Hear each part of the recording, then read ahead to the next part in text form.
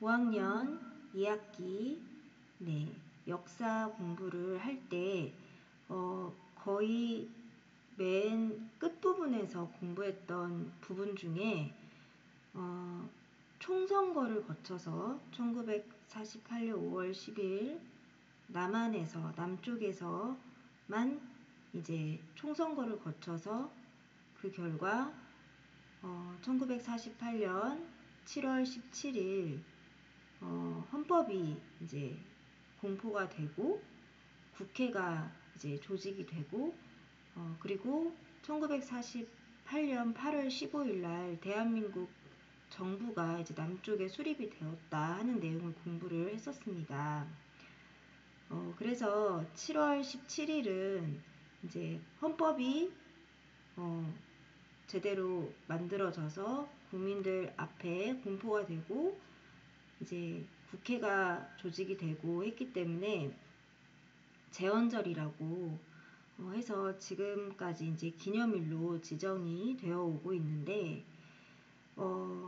이 헌법이라는 것은 이제 1학기 사회에서 그 큰 2단원, 대단원 2단원 부분에 중요한 기본법으로 공부를 하면서 국민의 권리와 의무에 대해서도 이제 공부를 했던 중요한 자료가 되는 기본법, 우리나라의 가장 기본이 되는 법이라고 할 수 있습니다.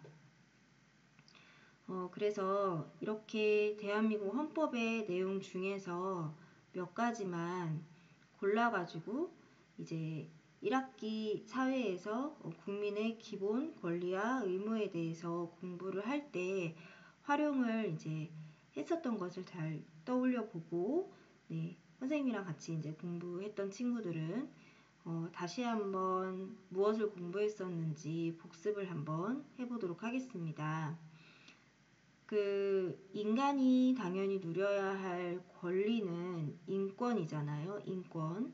그래서 인권을 보장해 주기 위한 가장 기본법이 우리나라에서는 헌법이 되겠습니다.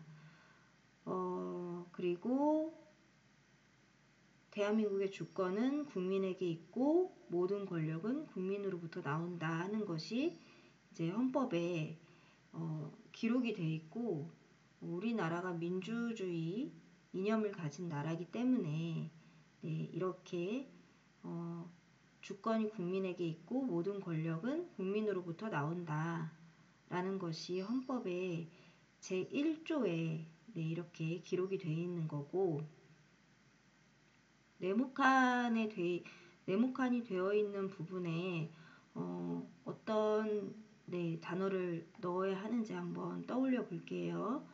모든 국민은 법 앞에 평등하다. 평등권이죠. 국민의 권리 중에 하나인 평등권. 그 다음에 신체의 자유, 거주 이전의 자유, 이사할 수 있는 자유, 직업 선택의 자유, 종교의 자유, 자유권. 국민의 권리 중에서 자유권.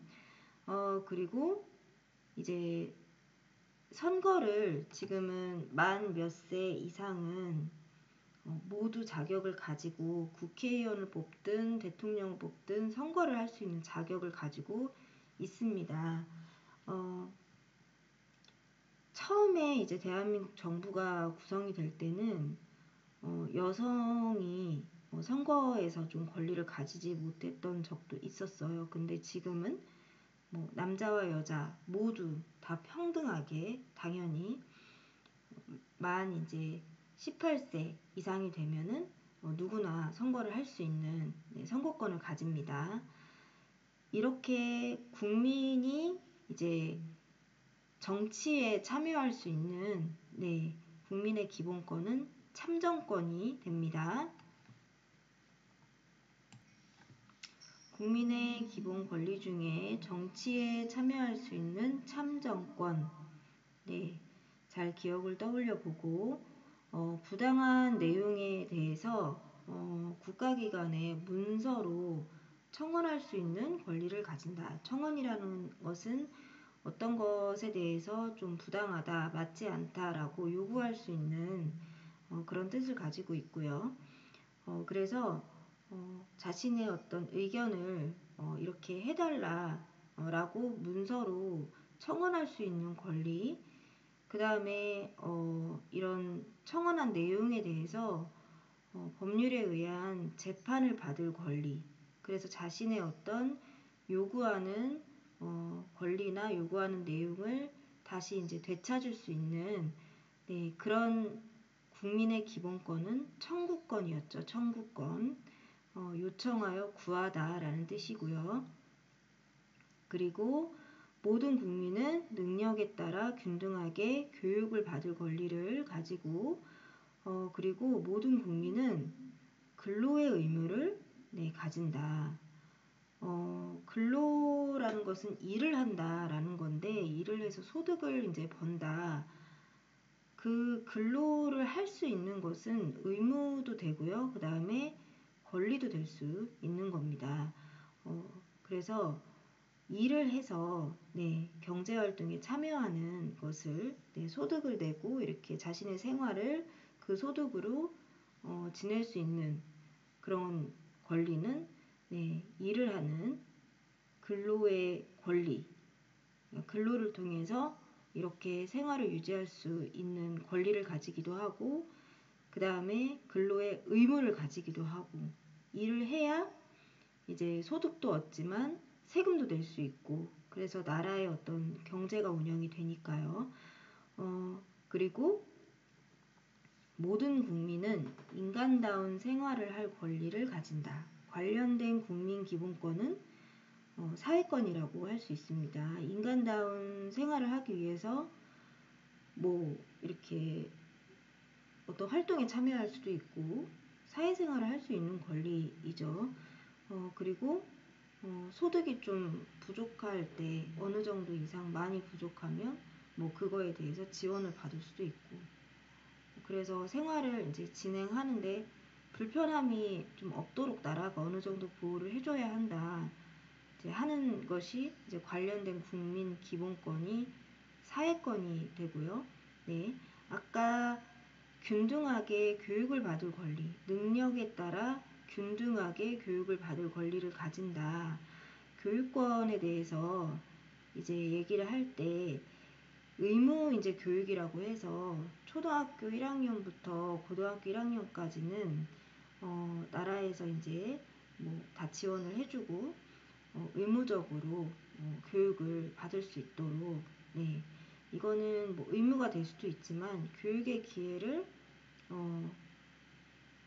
보장을 해준다라고 하는 네, 교육을 받을 권리가 네, 될 수 있는 거고요. 교육을 받고 인간다운 생활을 할 수 있는 권리를 가지는 것과 관련해서는 사회권, 사회권하고 관련이 있다고 네, 볼 수 있고요.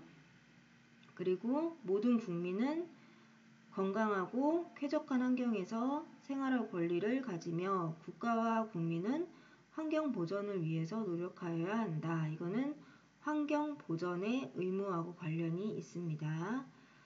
네, 그리고 법률이 정하는 바에 의해서 소득의 일정 부분을 세금으로 내는 의무를 가지는데 납세의 의무를 가지고 영수증에 보면은 뭐 얼만큼 먹었는데 그거의 10%는 부가세 이렇게 해서 영수증에 나오는 경우가 있어요. 이제 이거는 10%를 이제 세금으로 떼 가기 위해서 애초에 계산을 할 때 이제 그 세금까지 해서 소비자가 계산을 하면 가게 입장에서는 이제 그 세금을 원래 그 먹은 음식의 가격, 네, 옷의 가격, 네, 이런 거에 10%를 그 소비자한테 미리 받아 두었다가 이제 세금으로 국가에 이제 내는 네, 그런 과정으로 납세 의무를 다하게 네, 되는 것입니다. 그리고 국방의 의무는 이제 나라를 지키기 위해서 우리나라가 약간 지금 남북으로 갈라져 있어서 완전히 평화로운 상태는 아니기 때문에 뭐 어느 정도 이상이 되면 이렇게 남자들이 군대에 이제 간다든지 그리고 어떤 경우라도 뭐 군인 직업을 직업군인으로 가지고 있는 분은 네, 계속 이제 나라를 지키는 의무를 다해야 되고 일반 그 군인들도 나라를 지키는 의무를 다해야 한다라고 하는 국방의 의무에 대해서도 공부를 네, 했었습니다. 그리고 국민의 모든 자유와 권리는 필요한 경우에 한해서 공공이익, 공공 그런 복리, 공익을 해치는 이제 경우에 그런 경우 질서를 해치는 경우에는 자유와 권리가 제한될 수 있다. 네, 뭐 국민의 자유와 권리는 기본적으로 존중을 해주지만 이제 그것이 질서를 해친다든지 안전을 해친다든지 공익을 해친다든지 네, 공공의 이익을 해친다든지 이런 경우에는 법률로서 제한할 수 있다는 것을 네, 공부를 했었고 또 이런 것도 공부를 했었는데 여기는 북부지방이랑 중부지방 정도까지 있고 남부지방은 좀 다르게 이제 공부를 했어서 지금 선생님이 자료를 찾기가 조금 어렵네요. 네, 여러분은 공책의 정리도 잘 하고 하면서 공부를 이제 했었던 걸로 기억을 하는데, 우리나라의 이렇게 북쪽 지방에 대해서 공부를 이제 했었던 것과 중부지방에 대해서 공부를 했었던 것 기억을 잘 떠올려 보면 그 우리나라의 서쪽 끝 영토의 서쪽 끝에는 마안도가 있었고 비단섬이라고도 하고 그 다음에 우리나라 영토의 북쪽 끝은 온성이라는 지역의 마을인 유원진이 있었고 뭐 남쪽 끝도 있고 서쪽 끝도 있었죠. 네. 그래서 이 산맥의 이제 이름을 얘기를 할 때, 함경산맥이랑 그 마천령 산맥 이렇게 X자로 겹쳐져 있었고, 이건 개마고원.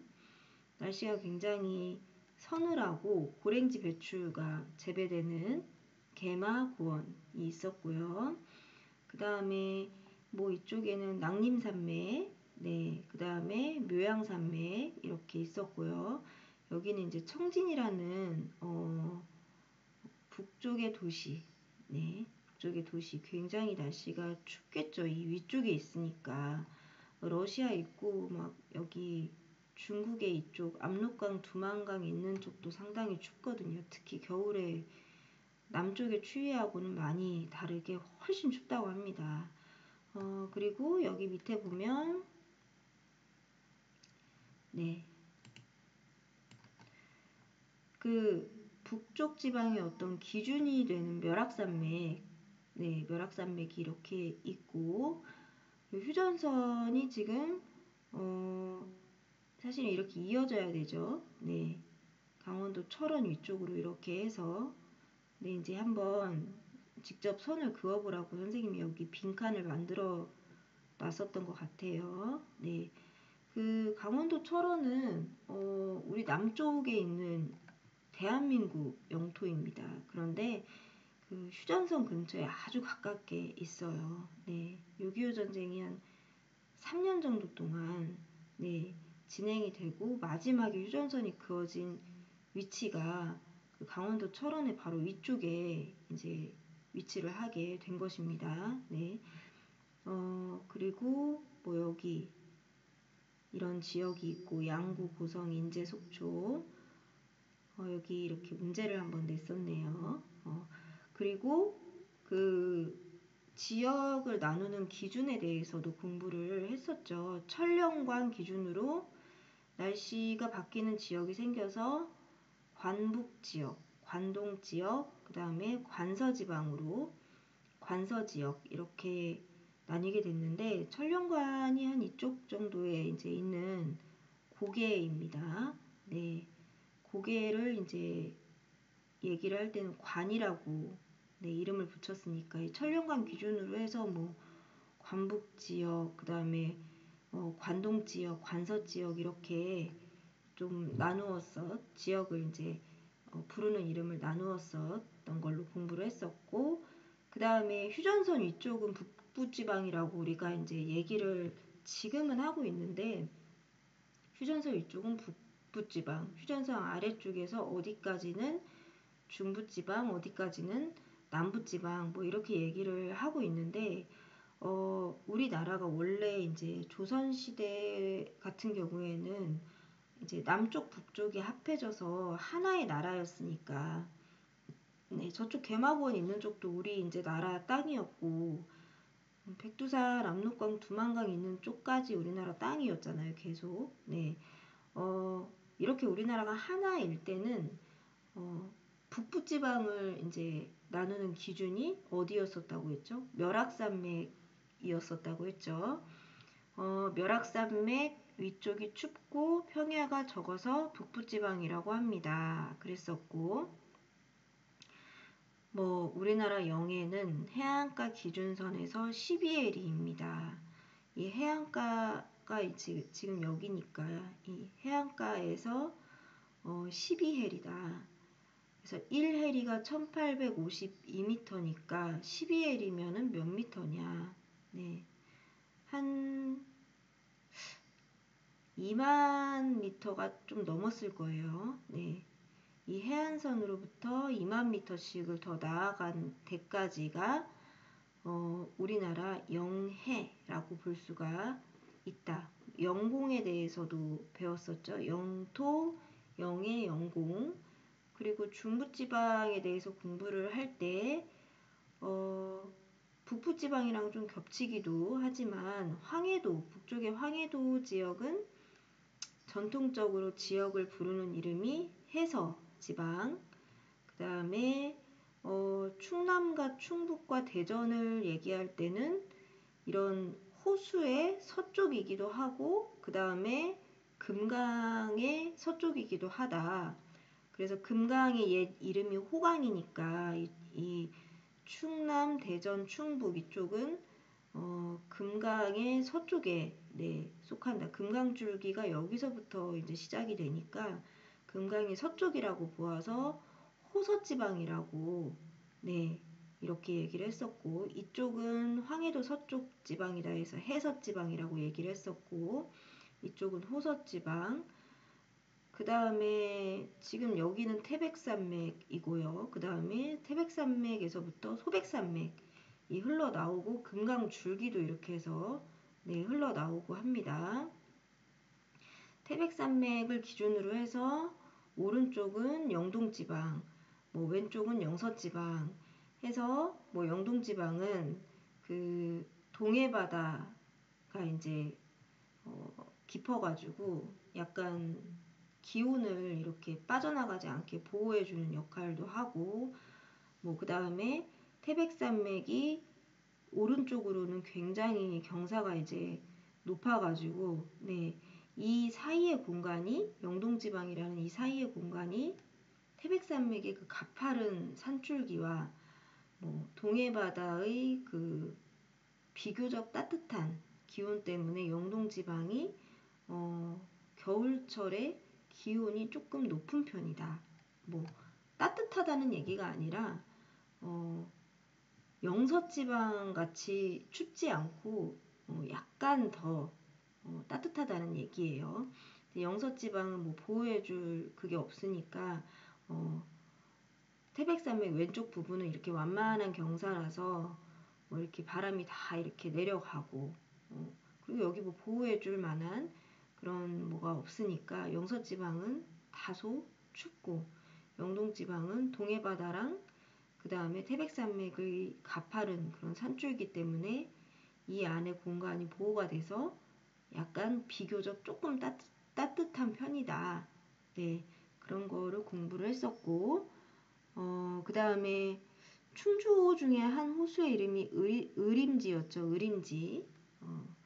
그리고 해서지방, 뭐 호서지방, 그 다음에 지금 영동과 영서지방, 네, 이렇게 공부를 하고, 영동과 영서지방을 통틀어서 아까 그 나왔던 관동지방으로, 네, 불린다고 했었죠. 영동지방과 영서지방을 합쳐서 관동지방이라고, 여기 있는 관동지방이라고 불린다고 했었고, 네, 그 다음에 뭐 천령관, 여기 있는 고개를 기준으로 해서 뭐 관북지방, 그 다음에 관동지방, 그 다음에 관서지방 이렇게 나눈다고 했었죠. 그 관동지방이 영동지방과 영서지방으로 태백산맥 기준으로 이렇게 나누어지는 거고, 어떤 거를 또 공부를 했었습니까?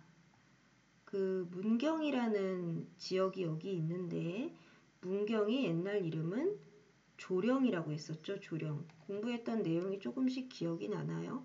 네. 문경이라는 이제 지역을 중심으로 해서 예전 이름으로 치면 조령, 네, 이 조령 지방을 중심으로 해서 경상도는 조령의 밑에 있다. 그러니까 영남 지방이라고 했다.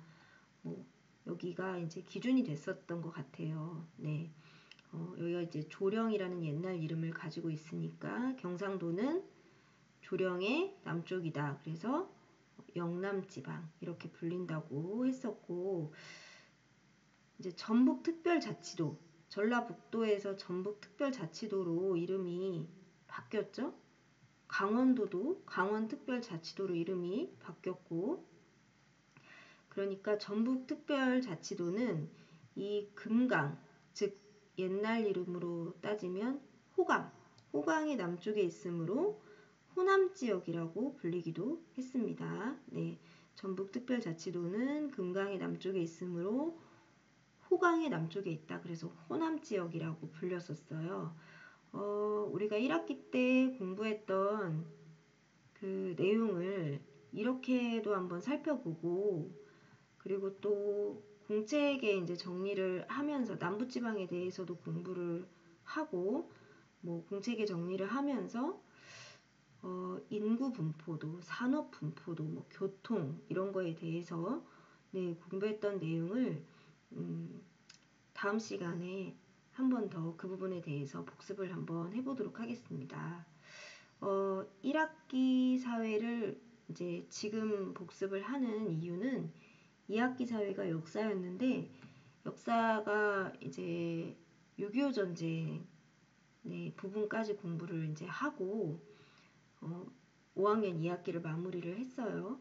그러고 나서 그 6.25 전쟁 이후에 어떤 우리나라가 이제 남쪽만이긴 하지만 대한민국 정부가 좀 안정적으로 전쟁에서 입은 피해도 약간 복구를 조금씩 해가면서 산업도 좀 발전시키고, 뭐 그러면서 이쪽 지방에는 어떤 산업이 발달하고 이쪽 지방에는 어떤 산업이 발달하고, 그러면서 교통도 일제강점기 때 이제 막 기차, 철도 이런 거를 좀 물자 수탈의 어떤 개념으로 이렇게 우리나라에 많이 놨었더라면, 이제 6.25 전쟁 이후에 우리나라의 기술로 교통도 어떻게 더 발전을 시켰나, 그리고 뭐 인구 분포는 어떤가, 그리고 우리나라 자연환경에서 보면은 지형에서 보면 어느 지역은 높고 어느 지역은 낮고, 해안도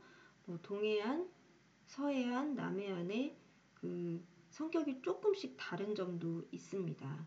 그래서 이렇게 현대로 오면서 우리나라가 각 분야에서 이제 발전한 부분에 대해서 공부를 하면서, 특히 1948년 7월 17일 날 이제 정식으로 공포된 대한민국 헌법에 대해서도 그 5학년 1학기 때 공부를 했었기 때문에 시대 순으로 이렇게 살펴보다 보니까 2학기 역사를 먼저 복습을 하고, 그 다음에 1학기에 우리나라가 비교적 현대에서 어떤 변화와 발전이 있었는지, 대한민국 부분만 이제 남쪽만 해서 지금 우리가 살고 있는 거는 대한민국이니까 네, 그렇게 살펴보면 좀 더 이해하기가 쉬울 것 같아서 이렇게 복습을 이제 하게 됐습니다. 물론 자연환경, 뭐 산맥, 하천, 강 이런 거는 옛날부터 우리나라 한반도 땅에 있었던 거니까 네, 원래 있던 거를 특징을 이제 살펴보는 거를 1학기 사회 학습에서 했었던 거를 네, 복습을 하면 되고요. 다음 시간에는 이번 시간에 복습하지 않은 내용에 대해서 네, 한번 잘 짚어보면서 복습을 해보도록 하겠습니다.